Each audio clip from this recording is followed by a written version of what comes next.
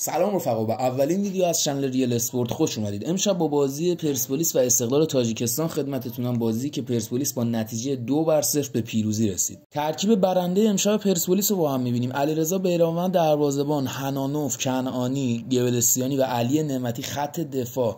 خط میانی مسعود ریگی، سروش رفیعی، کمی جلوتر اسماعیلی فر و صادق. رأس حمله هم عمری و زاهدی قرار داشت. همون دقایق اول بازی به نفع استقلال تاجیکستان پیش رفت که تونستن یه پنالتی بگیرن، ولی علی بیرو خیلی خوب مهارش کرد و همین شد یه نقطه قوت برای پرسپولیس که ادامه کارو بره.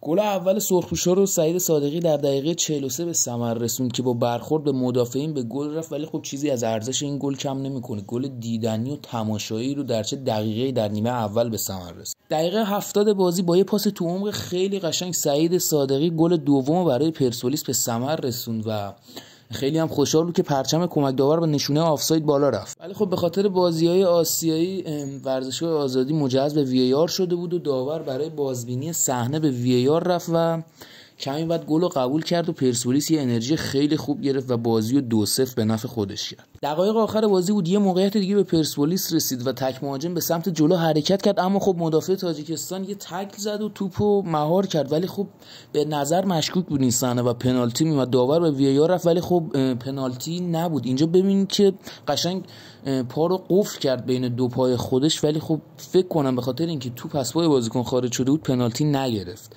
نظر شما چی؟ میتونید تو کامنت ها بهم بگید.